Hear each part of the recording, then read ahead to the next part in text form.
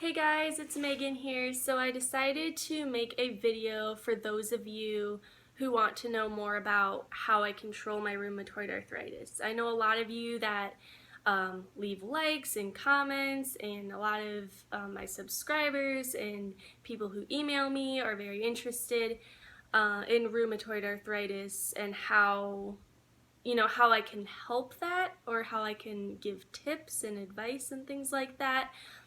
Because a lot of people are still viewing my video and still emailing me about the video that I made 2 to 3 years ago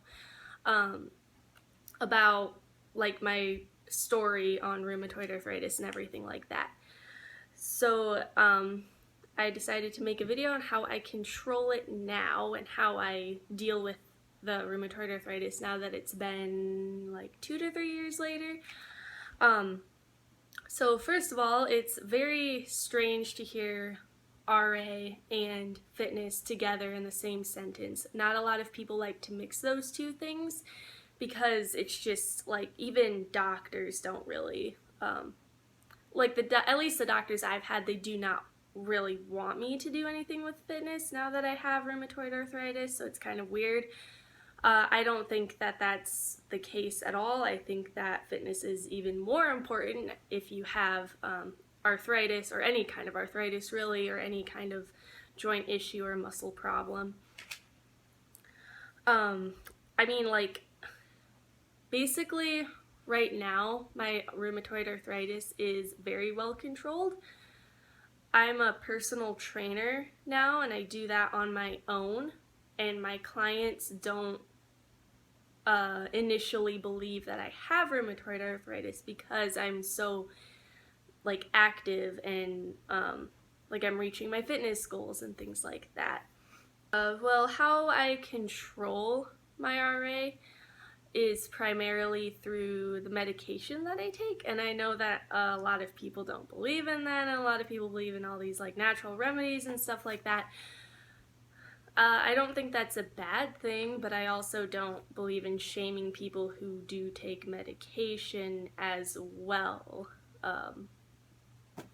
But the medication I do take primarily is Humira. That's the biggest one that I'm taking now, and that's the biologic medication. I know that it's not good to be on it long term, and it does have some side effects. So far I haven't had too many bad side effects from it, at least not ones that last a long time. And of course I don't want to be on it for the rest of my life, so that's not what I'm going after. That's just how I'm getting it under control now, and eventually I want to get off of that medication. I also take methotrexate, which is also a powerful medication, but so far I haven't had any issues with that. And again, I don't want to be on it long term, and eventually I do want to get off of that medication. Secondarily, I do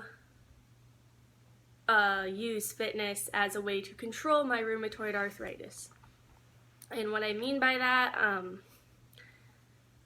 is basically the health aspect and the effect that fitness and working out has on your muscles and joints, and how to kind of combat the impact on your joints by using your muscles, if that kind of makes sense.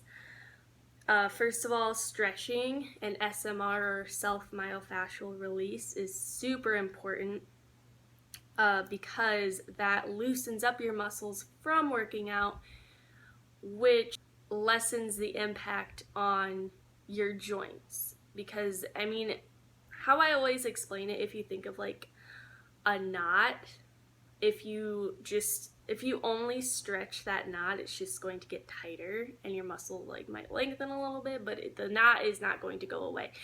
If you do that SMR, self-myofascial release, then that knot actually loosens up, and then you're able to stretch and not have to deal with the knot.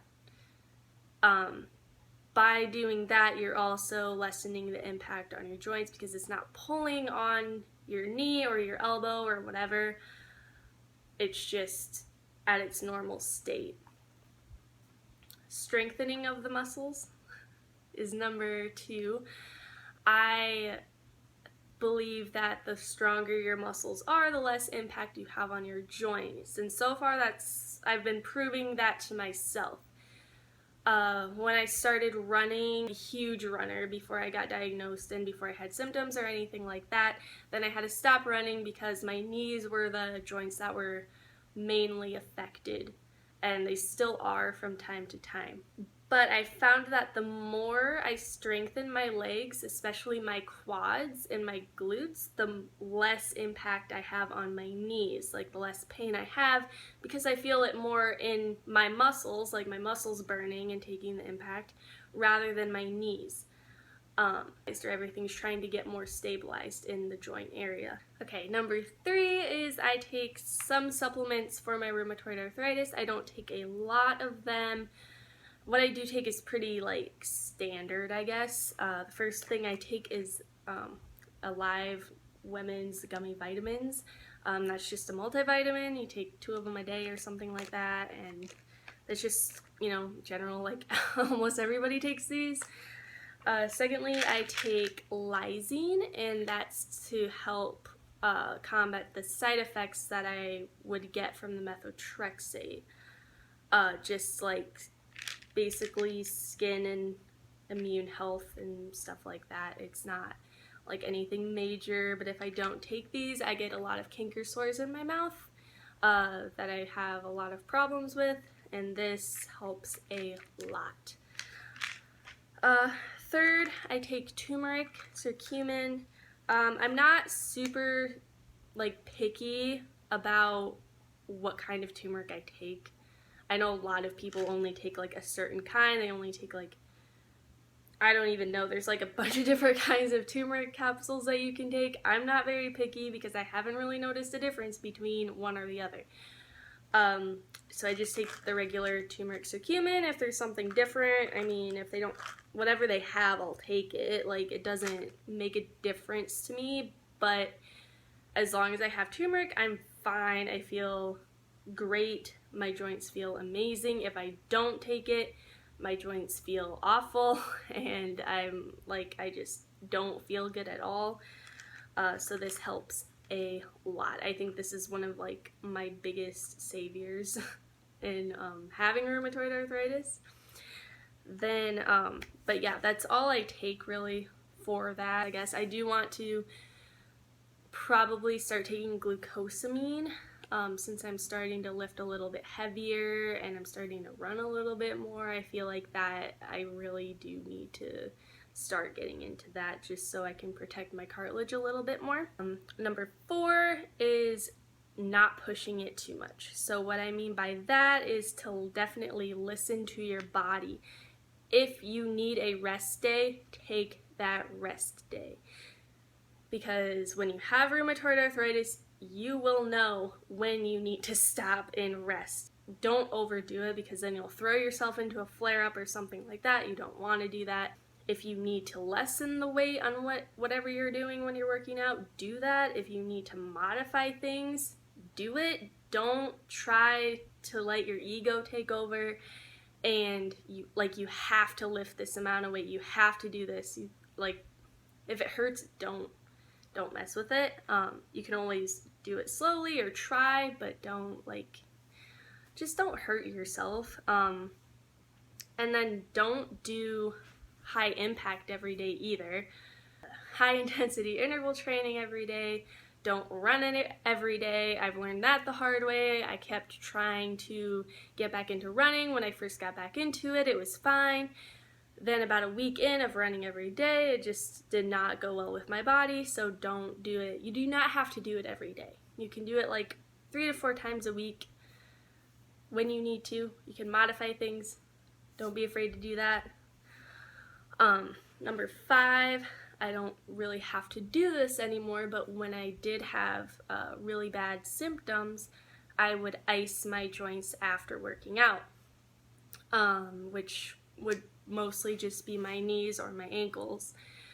That helped a lot in reducing the swelling because I would feel get a lot of fluid in my knees sometimes after a leg day or something like that, and it would be really red and hot. like to the touch, so the ice helped a ton with reducing that inflammation and swelling.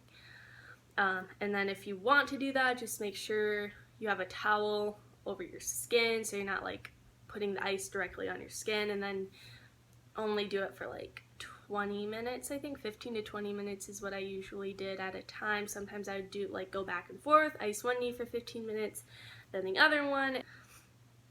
Then number 6 is wear the right shoes. I can't stress this enough because it makes such a huge difference. Wear what shoes are appropriate for you. Do not wear high heels, like in general, like not even just fitness life, but just daily life. Do not wear high heels if it's going to make your ankles swell up and your knees swell up. Force yourself into wearing shoes that are not comfortable and not making your body feel good. I have to wear shoes with arch supports. I just wear them for running if I ever run. And that helps a lot with any ankle or knee pain. So any lower extremity pain, wearing the right shoes might help a lot, and it might make a world of a difference for you. But other than that, that's kind of all I have. Hopefully I'll be making more of these kinds of videos soon. I'd love to hear what you guys want to see, because I never really, I always get like, what is it called, roadblock in my head when I don't know what kind of videos to make or what you guys would want to see. So go ahead and leave a like, comment, thumbs up, subscribe if you would like to see more videos, and thank you so much for watching.